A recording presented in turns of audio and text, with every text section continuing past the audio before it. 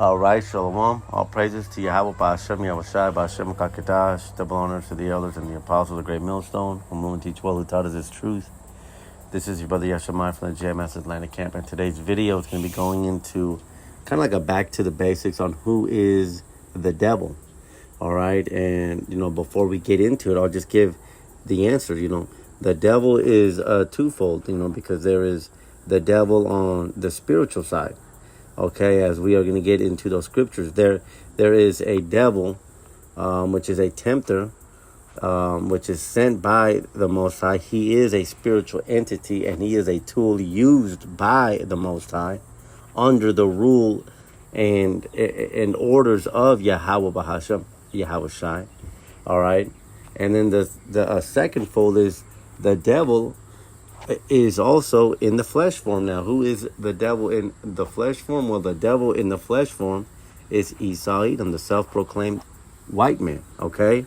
Because in the flesh, Esau Edom, the so-called whites, those are the vessels that the spiritual devils, that the spiritual angels, and I say devils because, so that people can understand, but Esau Edom, he is the vessel, the instrument that is used by the angels on the left-handed side to fulfill the will of the Father. Okay, so it's twofold.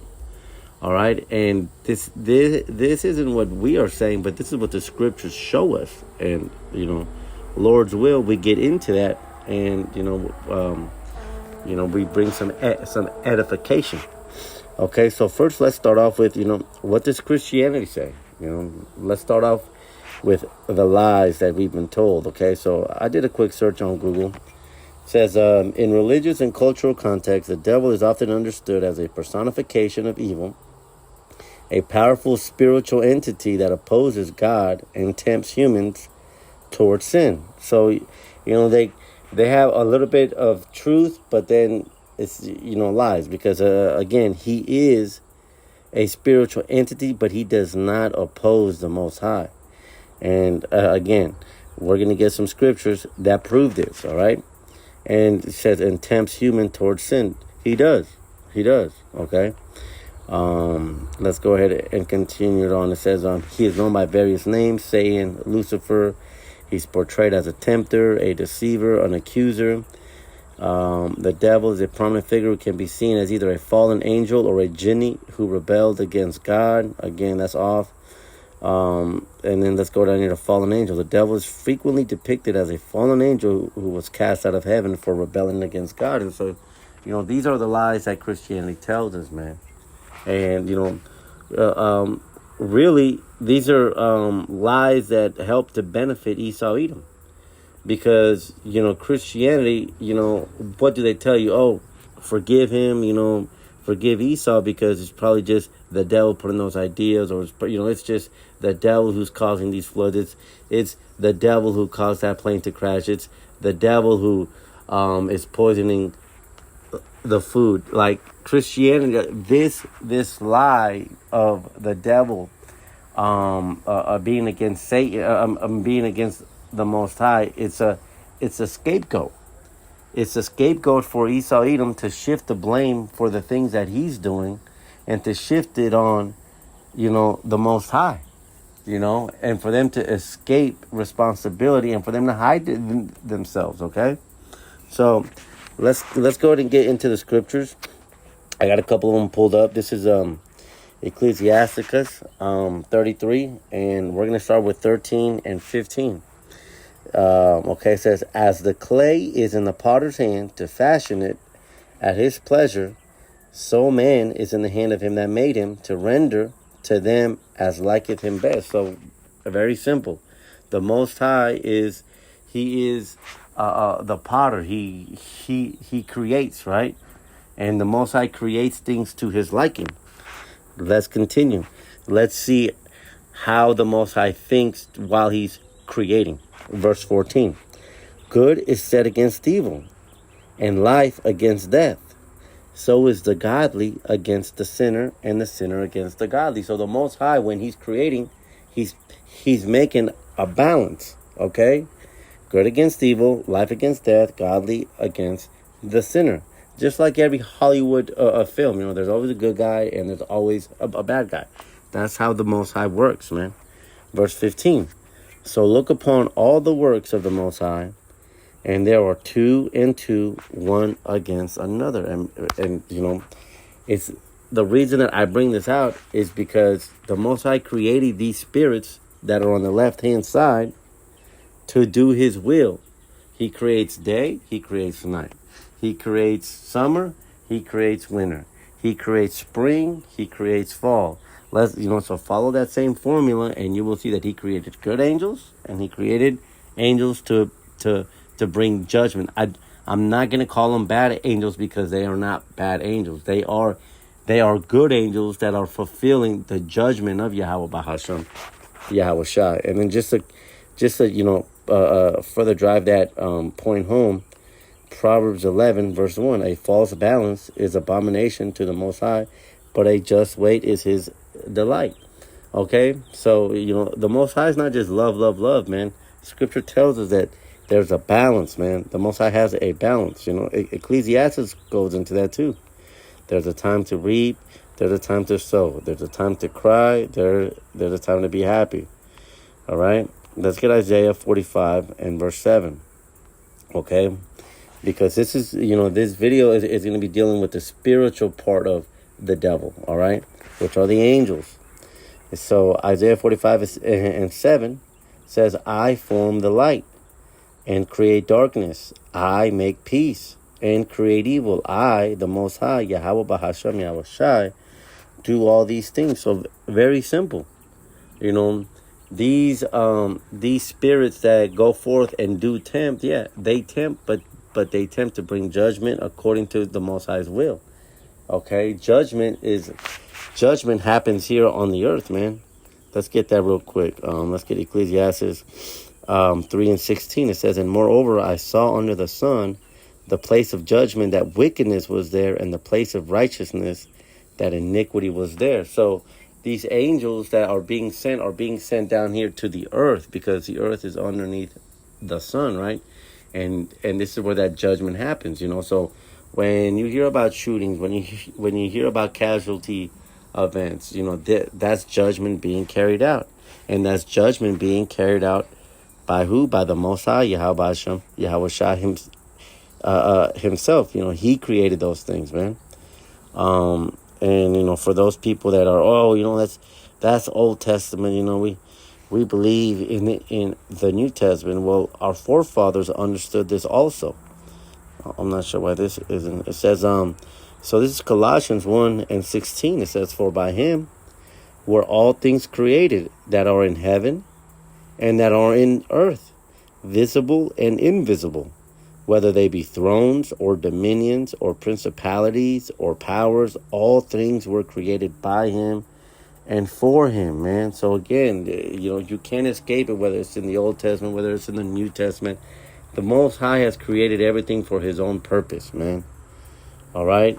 Matter of fact, let's get a quick precept on that, because as we're dealing with this devil, let's just get a quick precept here. Right? Proverbs 16 verse 4 says, the Most High, Yahweh Ba'ashem Yahweh Shai, has made all things for himself. Yes, even the wicked for the day of evil. The Most High makes everything. He, just like he chose Israel to be his chosen people, which could be considered the good guys in this film called Life. He also made the bad guys. Now, who are the bad guys? The bad guys are Esau, Edom, per se. They are the wicked. And he made the wicked for the day of destruction, man. Very simple, okay? I got one more verse that I want to go into this, because I really want to drive this point home and showing that all these things done, all this evil that we see, yes, they are being done by, I guess, what you would call, the devil, but it's not being done out of wickedness. It's not being done out of them going against the Most High. To the contrary, they are being done at the behest of the Most High. They are being sent by the Most High. Let's get Sirach 39 and verse 28. It says, there be spirits that are created for vengeance. Now we already established in Isaiah 45 that the Most High creates everything. All right? He says, I create life and I create death. Colossians 1 backed it up too. So there are spirits that are created for vengeance made by the Most High, which in their fury lay on sore strokes. Why? Because that's judgment. All right? And these sore strokes aren't being laid on because, an angel's not just, turning, he's not turning up and saying, hey, you know what, today I'm going to go down there and just, kill this person because, I just feel like it or because that's my goal. No. They are being sent forth, okay? In the time of destruction, they pour out their force and appease the wrath of him that made them. You see that? Who made them? The Most High, Isaiah 45 and 7. Okay? Sirach 33, as we started off, man. So, if they're appeasing him that sent him, why is the Most High sending them? We're going to get into that further on in the video, all right? Fire, hail, famine, and death, all things were created for vengeance. But what do you mean? Yeah, even that flood, what was that flood that just happened a couple weeks ago? I forget where it was. I mean, there's been so many. I don't know where it was, man, but I think it was Houston. Yeah, I think it was Texas. But the point is that all these floods, man, that's judgment being sent, man. That's the angels stirring up the winds, man, at the behest of Yahweh Bahashem, Yahweh Shai. We understand that, and hopefully you will too at the end of this video. But Christianity, what do they say when they see fire, hail, famine, and death? Oh, that's the devil. Oh, no, it's not.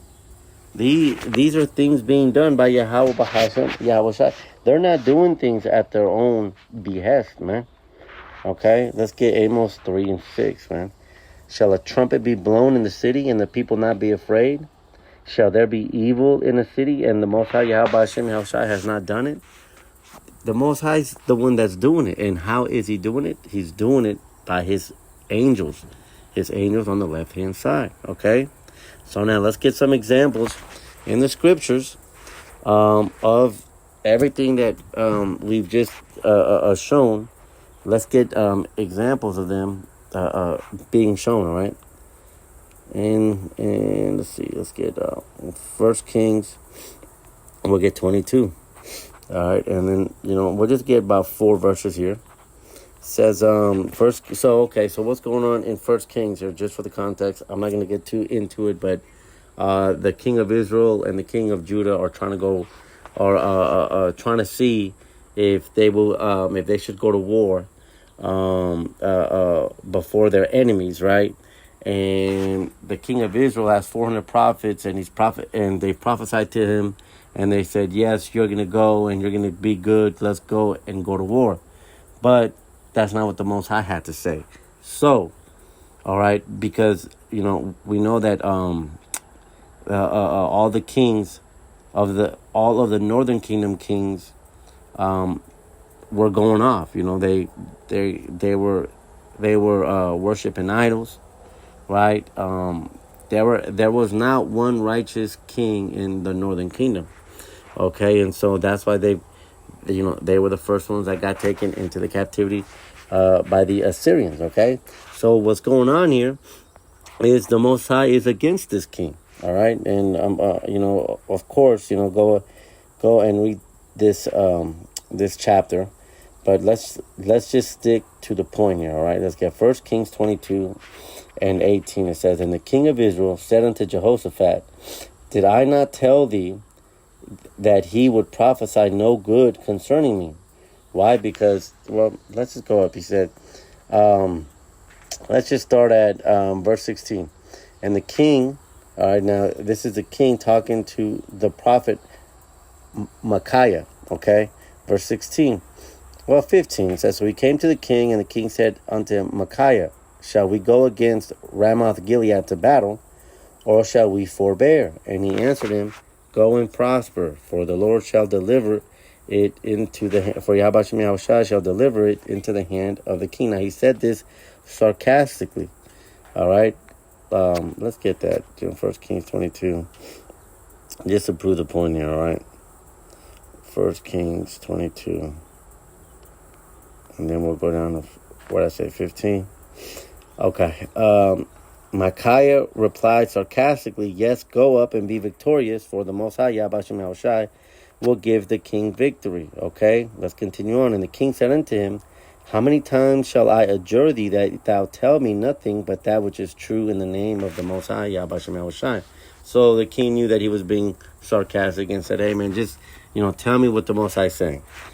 Verse 17, and he said, I saw all Israel scattered upon the hills, as sheep that have not a shepherd. And Yahweh Hashem Yahushai said, these have no master. Let them return every man to his house in peace. So the prophet was telling the king that he was going to lose, So, and what was the response? 18, and the king of Israel said unto Jehoshaphat, did I not tell thee that he would prophesy no good concerning me but evil? Verse 19. Now this is going back to the point of this video. It says, and he said, hear thou therefore the word of Yahweh Bashem Yahushai.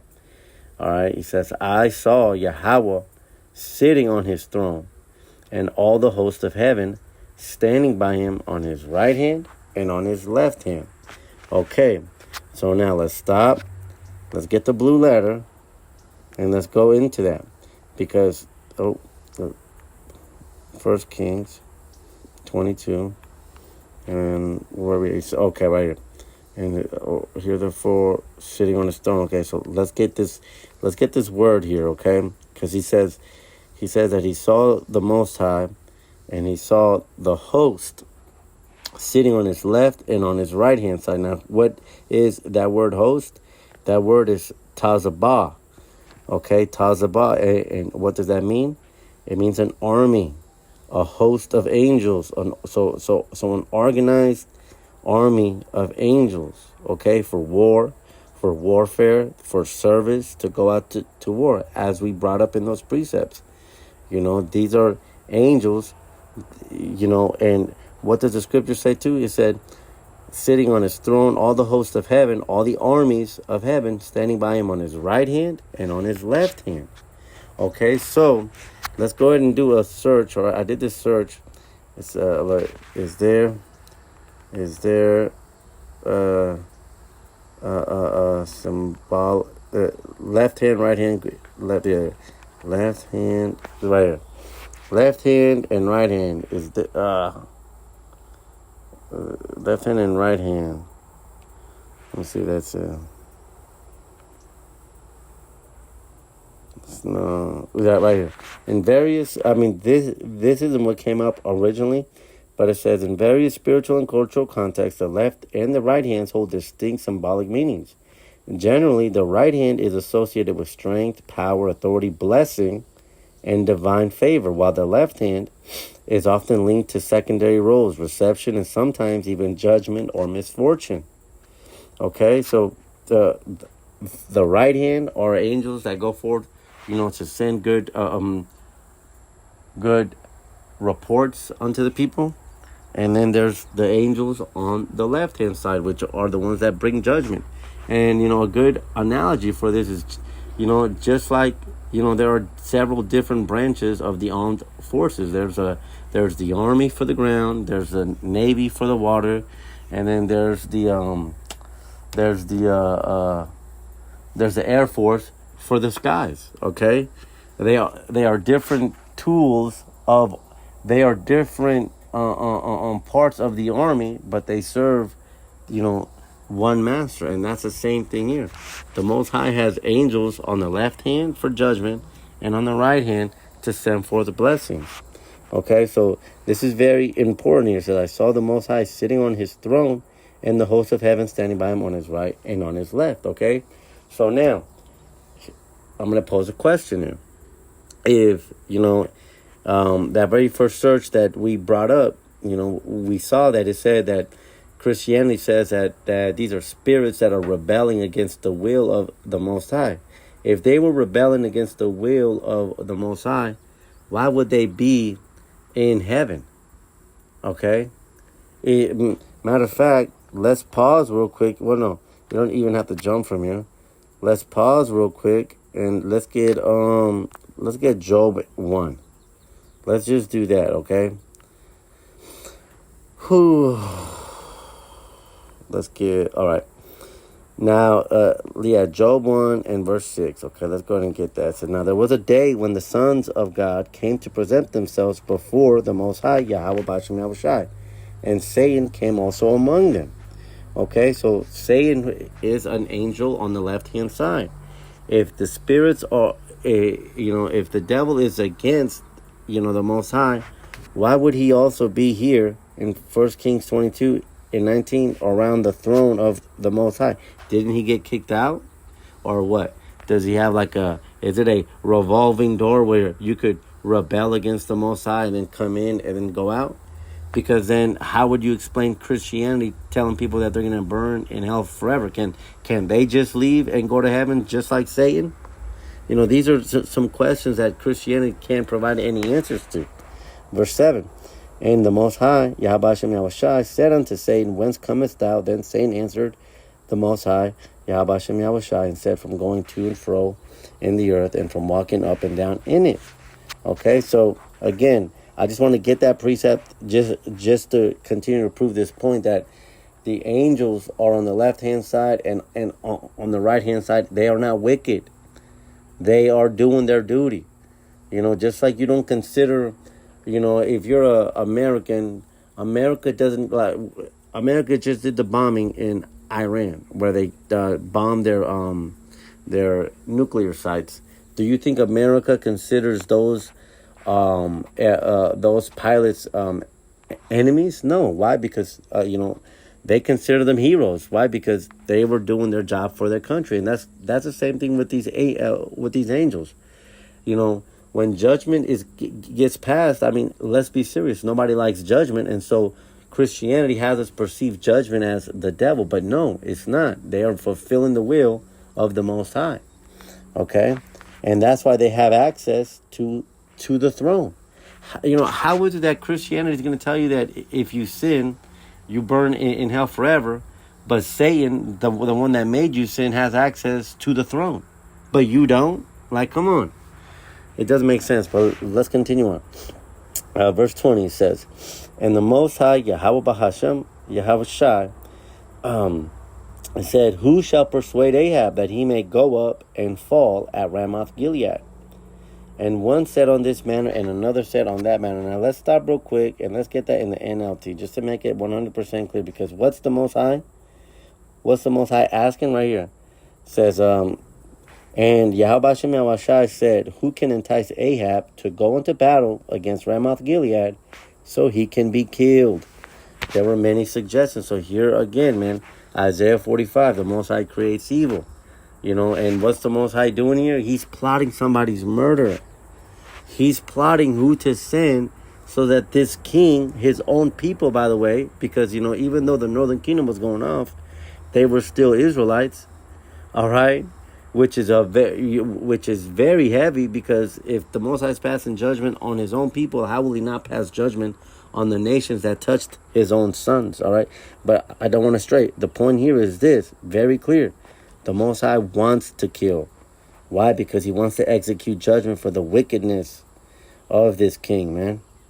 All right. And so let's get back to verse 19 here. 20. It says 20. And 20. And the Most High Yahweh Shem Yahushai said, Who shall persuade Ahab that he may go up and fall at Ramoth Gilead? And one said on this manner, and another said on that manner. So these are the angels giving them different plans. Well, how about we do this? How about we do that? How about we do this? All right. So there's this is a plot to murder. No, a plot to kill. Okay, because murder is evil. Killing is is passing judgment. All right. Let's see here. Verse 21. It says, And there came forth a spirit, and stood before Yahweh B'Shem Yahushai, and said, I will persuade him. Verse 22. And Yahweh said unto him, Wherewith? And he said, I will go forth, and I will be a lying spirit. and the mouth of all his prophets. And he said, thou shalt persuade him and prevail also. Go forth and do so. So the Most High pronounced the death of Ahab. And how did he do it? By sending forth a deceiving spirit, man. All right? Which, we can... No, the Most High would never do that. I've never heard of him saying that. Well, our forefather did. This is Job 12, verse 16. With him is strength and wisdom. The deceived and the deceiver are his. Why? Because who is the deceiver in this context here is the angels on the left-hand side that went forth to fulfill their work, man. And now what? Because what does Christianity say? I mean, Christianity, God's word is true, and it shall go forth and prosper. Yeah, and that's exactly what happened here. The Most High announced the death of this king, and that's exactly what happened. Now, what do you think? The Christians would have said in the ancient times if they saw a king die. Oh man, that's the devil, man. Pray for Israel. That's the devil. It's the same thing that they're telling you to do. Why? Because they don't understand judgment. All right, so let's get another account of the scriptures here. Very short. Let me see. Exodus 12.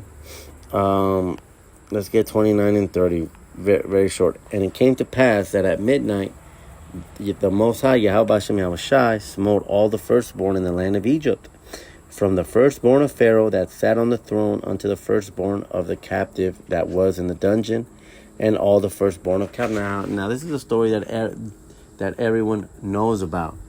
Oh yeah, the children of Israel, they got delivered. Yes, we did. But do you know what happened prior to that?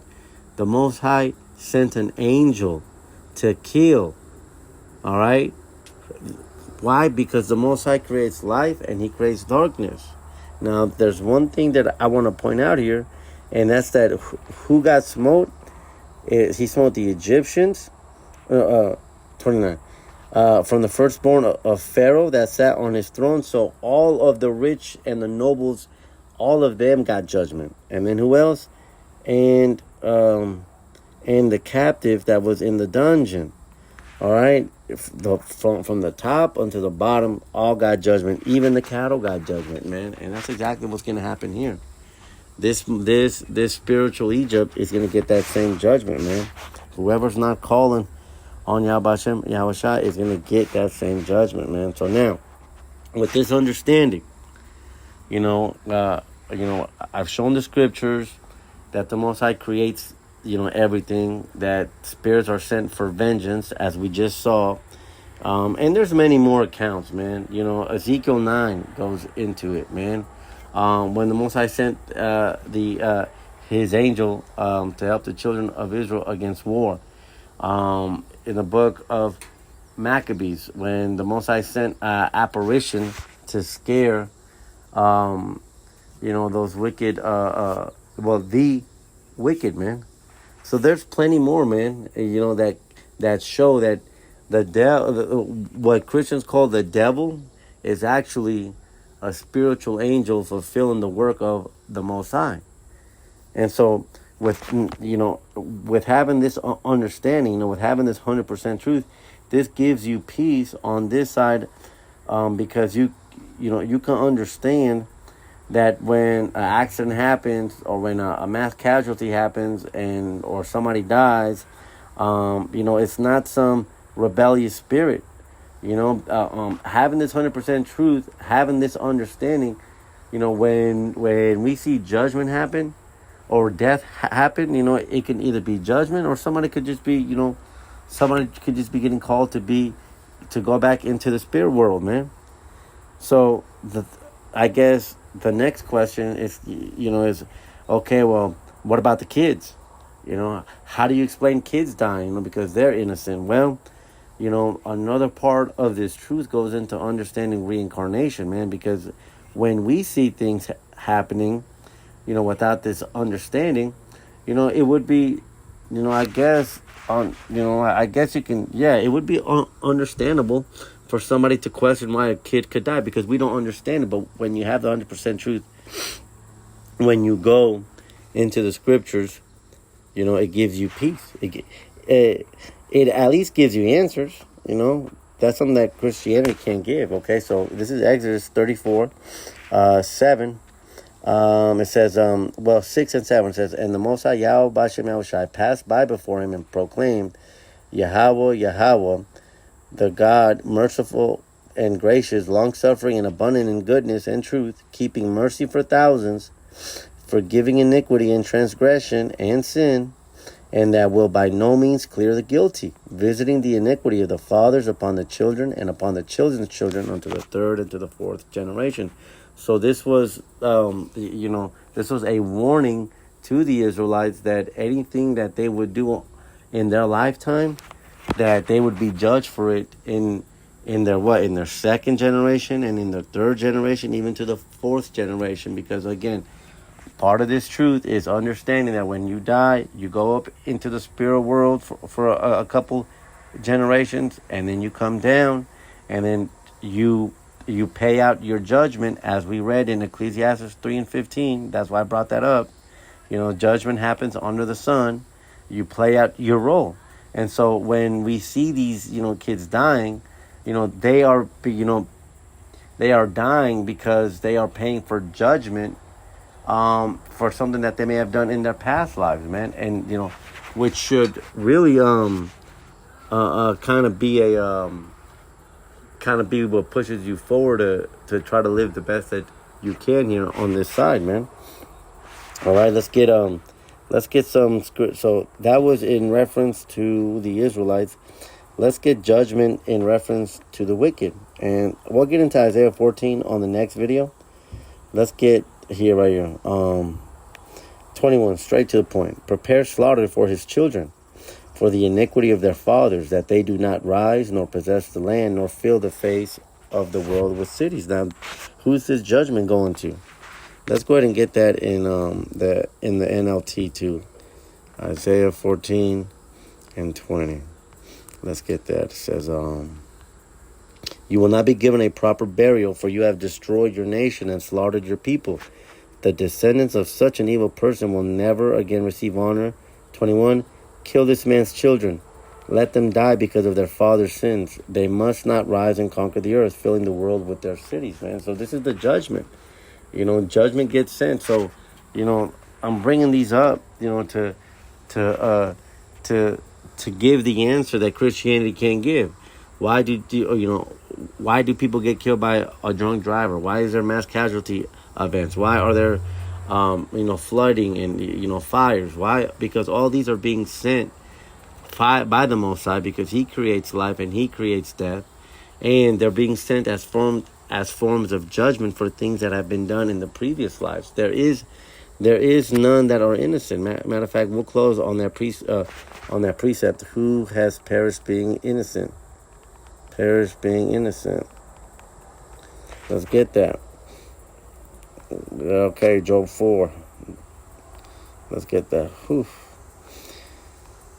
Job 4 verse 7. Remember, I pray thee, whoever perished being innocent, or where were the righteous cut off? Nobody there. We are all sinners, right? And so, with that understanding, no innocent person has died, even a child, because a child, when they die, that's judgment. All right. So hopefully this answers the question on who is the devil. That is who the devil is. That is who Christianity calls the devil. On the spiritual side, Lord's will, I do another video that answers the question, who is the devil on the flesh side, on the earthen vessels, because the answer to that is Esau, Edom, of course, but we'll get to scriptures to prove that. So until the next one, Shalom.